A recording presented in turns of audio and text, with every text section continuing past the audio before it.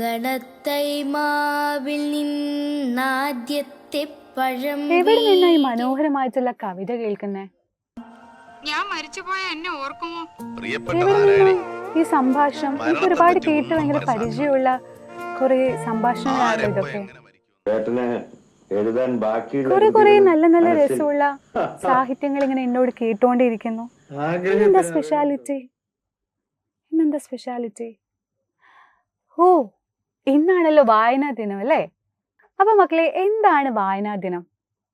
PN പണിക്കറിന്റെ അധ്യാപകനായിട്ടുണ്ടായിരുന്ന PN Panicker അഥവാ പുതുവയിൽ നാരായണ പണിക്കരുടെ ചരമദിനമാണ് നമ്മൾ വായനാ ദിനമായിട്ട് ആചരിക്കാറുള്ളത്. അദ്ദേഹം നിങ്ങളെപ്പോലെയുള്ള മക്കളോട് ഒരുപാട് സന്ദേശങ്ങൾ നൽകിയിട്ടുള്ള ഒരു ആളാണ്.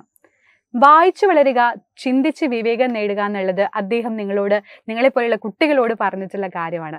എന്താ അദ്ദേഹം അങ്ങനെ പറയാനുള്ള കാരണം?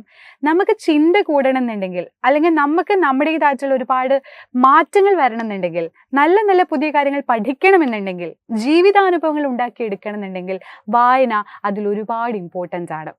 കുഞ്ഞുണ്ണി മാഷ് പറഞ്ഞതുപോലെ, വായിച്ചാലും വളരും, വായിച്ചില്ലെങ്കിലും വളരും, വായിച്ചു വളർന്നാൽ വിളയും, വായിച്ചില്ലെങ്കിൽ വളയും അല്ലേ? വായിച്ചു കഴിഞ്ഞാൽ നമുക്ക് വിജയിക്കാൻ പറ്റും, പക്ഷെ വായിച്ചില്ലെങ്കിലോ നമ്മൾ വളഞ്ഞു പോവും.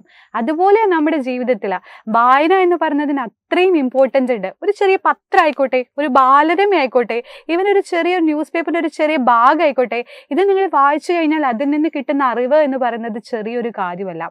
അപ്പൊ വായിച്ച് എൻ്റെ മക്കൾ എന്ത് ചെയ്യണം? വളർന്നുകൊണ്ടിരിക്കണം. നിങ്ങൾക്ക് ഒരുപാട് മാറ്റങ്ങൾ, നല്ല ഒരുപാട് മാറ്റങ്ങൾ അതിൽ നിന്ന് നിങ്ങൾക്ക് ഉണ്ടാക്കിയെടുക്കാൻ പറ്റും. അപ്പൊ ഈ ഒരു ദിവസത്തിൽ, ഇത്രയും സ്പെഷ്യാലിറ്റി ഉള്ള ഒരു ദിവസത്തിൽ, ഇപ്പൊ നമുക്കറിയാം വായനാ ദിനം എന്ന് പറയുന്നത് അദ്ദേഹത്തിന്റെ 86ാം ചരമ ദിനമാണ് നമ്മൾ വായനാ ദിനമായിട്ട് ആചരിക്കാറുള്ളത്. ഒരു ആഴ്ചയിൽ നമ്മൾ ഒരാഴ്ച കംപ്ലീറ്റ് ആയിട്ട് വായനാ വാരമായിട്ട് ആചരിക്കാറുണ്ട്. സോ ഈ ഒരാഴ്ചയിലല്ല, അല്ലെങ്കിൽ ഒരു ദിവസത്തിലുപരി നിങ്ങൾ ഒരു ദിവസത്തിൽ ഇത്ര സമയം എന്ന് പറഞ്ഞിട്ട് വായനയ്ക്ക് വേണ്ടി സ്പെൻഡ് ചെയ്തു എന്നുണ്ടെങ്കിൽ, ഒരു 1/4 മണിക്കൂർ മതി, നിങ്ങൾക്ക് പറ്റുന്ന ഒരു സമയം നിങ്ങൾ സ്പെൻഡ് ചെയ്തു എന്നുണ്ടെങ്കിൽ, അപ്പൊ നിങ്ങൾക്ക് അതിൻ്റെതായിട്ടുള്ള മാറ്റങ്ങൾ നിങ്ങളുടെ ജീവിതത്തിൽ തന്നെ കാണാൻ പറ്റും.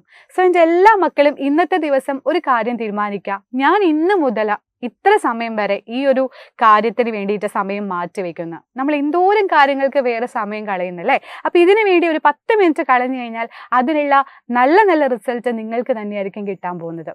അപ്പൊ എൻ്റെ എല്ലാ മക്കൾക്കും ഒരിക്കൽ കൂടി വായനാ ദിനം ആശംസിക്കുന്നു. അദ്ദേഹം പറഞ്ഞതുപോലെ വായിച്ചു വളരുക, ചിന്തിച്ച് വിവേകം നേടുക. എൻ്റെ മക്കൾക്ക് നന്നായി ചിന്തിക്കാൻ പറ്റട്ടെ, നന്നായിട്ട് വായിച്ചു ഉയരാൻ പറ്റട്ടെ. ONV കുറുപ്പ് പാടിയതുപോലെ, ഇത്ര സുന്ദരം എൻ്റെ മലയാളം, മുത്തുപവിഴങ്ങൾ കുരുത്തൊരു പൊന്നുനൂൽ പോലെ. അതുപോലെ മനോഹരമാണ് നമ്മുടെ മലയാളം അല്ലേ? അപ്പൊ മലയാളം ആയിക്കോട്ടെ, ഇംഗ്ലീഷ് ആയിക്കോട്ടെ, നിങ്ങൾക്ക് ഏത് ഭാഷയും ആയിക്കോട്ടെ, അതിൽ നിങ്ങൾ നല്ല രീതിയിൽ തന്നെ വായിച്ചു വളരുക. സോ ഒരിക്കൽ കൂടി എല്ലാവർക്കും വായനാ ദിനം ആശംസിക്കുന്നു. So all the very best. വായിച്ചു വളരുക, ചിന്തിച്ച് വിവേകം നേടുക.